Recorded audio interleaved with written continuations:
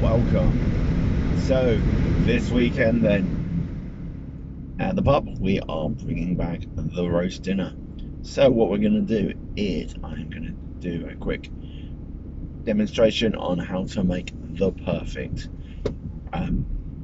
Yorkshire pudding to go with your roast dinner that will be happening, with some video clips taken from today of when I make the batter, and tomorrow when I actually make the Yorkshire pudding. And I'm sure if you've seen the one that Kay has done on Kay's Cooking, which is a lovely lady, but let's say she's not necessarily the greatest cook in the world. Hers were a little bit flat. I'm going to show you what you can do to make perfect, fluffy, big Yorkshire puddings. Take about 20 minutes to cook. The mix itself takes about 2 minutes, and it's about volume. It's not about weight necessarily. You can make the same Yorkshire pudding whether you're making it for 200 or 2. You just need to get the volume up right. So what do I mean by volume? So if you take a standard cup, you fill a cup to the brim and then flatten it so that it is literally just flat to the top with flour. Take it to the same distance with milk, and then the same distance with eggs. Season it, mix it all together. I personally would recommend beating the eggs, then adding the milk, mixing that, and then add the flour. This should be the best way to reduce the amount of lumps you get. Season the flour as well, and then you will find that you should get the perfect Yorkshire. Just chill it down overnight before you actually cook the Yorkshire pudding. A lot of heat needs to go into the tins that you're going to put them in. Make sure there's plenty of space between them. You don't want them being too close. Heat them up. I will be using sunflower oil because they're also fit for vegetarians, but you can use lard, you could use beef dripping, goose or duck fat, whatever you choose. Make sure it is so hot.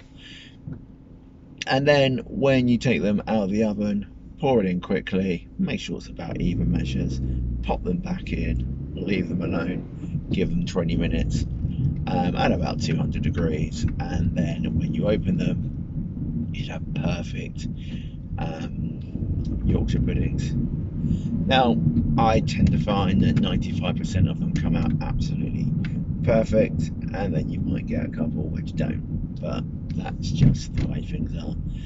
Other things that will affect the Yorkshire puddings will be things like how fresh the eggs are. If your eggs are quite old, then they're not going to give you as much lift as a lovely fresh egg. Also the quality of the flour, and again the freshness of the milk. These things all add up. Also, do not add the salt and pepper directly to the eggs. You don't want to do that because that will affect the egg itself. You should never season an egg until it's cooked. Fact there. Others will, that's up to them, but personally I would recommend never seasoning an egg until the end, especially something like scrambled egg, because you're going to ruin the structure of the egg, and it doesn't need it. Like, how much salt and pepper does an egg really need? Not a lot, does it? So there you go. Anyway, so that'll be coming up, the Yorkshire pudding. Also going to be doing some thyme and lemon chicken, and some roast beef, and a vegetable.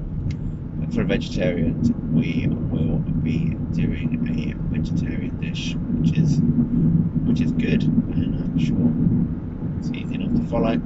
I will put all these up over the next couple of days so you can actually enjoy these dishes and tend to go with then the accompanying traditionally roast potatoes. Well, again, I'm just going to use sunflower oil for these, and a few herbs and some salt. That's pretty much what I will be putting on them.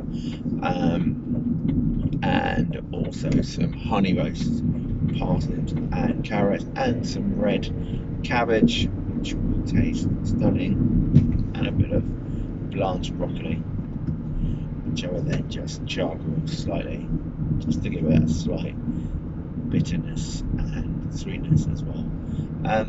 Yeah, and I'm also going to make the most stunning roast chicken stock to create the gravy to go with the beef and the chicken, because I want to maximise flavour, so that's what we will do. Anyway, this is all to come. This is all part of the cooking. I'm sure you'll be looking forward to that. Something to get your mitts into over the next coming months as we go into winter now in the UK, and the mornings are certainly getting darker, and the evening turns to, it gets dark far too early now, but these are the sort of dishes that people will enjoy. Anyway, this has been your man in the shed. Hope you're looking forward to the next coming months. Also, all of those people out there who are struggling with a bit of petrol and diesel, sort yourselves out. We don't all need to go and get as much petrol and diesel as we possibly can. Maybe, here's a suggestion: drive a little bit slower, think a little bit more before you come to a junction, and you'll probably find that your fuel might last a bit longer. That's what I do anyway. But I'm certainly going to drop off my motorway speed, I know that, because I can't afford to keep going and buying expensive fuel. Not sure what prices are in the countries where I'm actually being viewed, because it could be something different to what I am paying here in the UK, but we are looking at about £1.35 a litre. One of the things I love about petrol though is the fact that, again, I don't know how it's sold around the world. I know in Europe and in the UK it is generally sold in litres. Certainly is in France and Spain, places I've been, I know they sell it in litres. But why do they tell you how many miles it gets to the gallon? So why is that? Oh yeah, it gets such a good distance to the gallon. And we don't work in gallons, we work in litres. We buy it in litres. Tell us how many miles I'm going to get to the litre, not to the gallon. The reason they do it, I'm sure, is because the gallon is a lot bigger, and therefore it looks more impressive when you can say, oh yeah, it gets 40 miles to the gallon. Oh yeah, what's that in litres? That's about 10. Oh great. But then that isn't too bad, to be fair. So yeah, I'm going to need to start watching the speed, but I'm not going to go crazy. I will go and get some petrol tonight or tomorrow. Certainly going to need it by tomorrow. So yeah, we'll look to possibly get some this morning as I come in towards sort of the little petrol station there, which is generally expensive, so no one goes in there. So I'm going to look to go in there and fill up. I'm not going to fill up too much because I'm not willing to pay their prices, but what we need people to do is stop being such selfish, stupid idiots. We've been told there is no worries, there is plenty of petrol and diesel to go around, but the morons still can't believe that, and they still have to go out and think, oh, you know what, I am going to go and buy some petrol because there's a shortage, and then you get queues, and then you get panic. It reminds me of the toilet bowls from off of last March, because oh no, we're going to get locked down. Where are we going to get toilet bowls from? Oh, let's get every toilet bowl that we possibly can. No. Let's behave ourselves. Yeah, let's buy what we need. Don't buy and exceed. Do not need 10 ton of pasta and rice. How long is it going to last for? You know, we're not locking down because of a nuclear winter, although at times it sort of did feel like that. Let's just stop panicking, people. Stop panicking. It will all be okay. Just get your normal petrol at your normal time. Don't think, oh no, we need my petrol, and then they just drive round. So what happens is, you know, people start to use more petrol.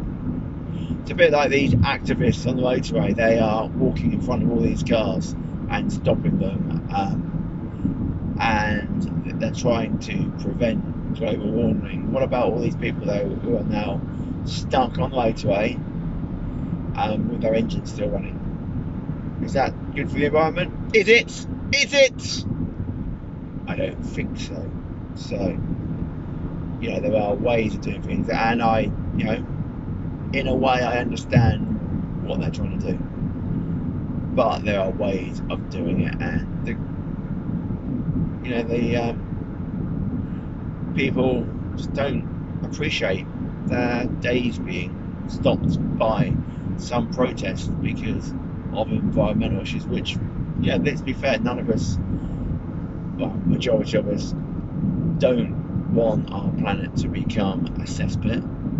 You know, we want to be able to leave our children and their children a planet to live in, and it's not, you know, let's be fair, it's not just our planet, it's every creature on the planet's planet. A bit like vegans, really, aren't they? I bet most of them are vegan.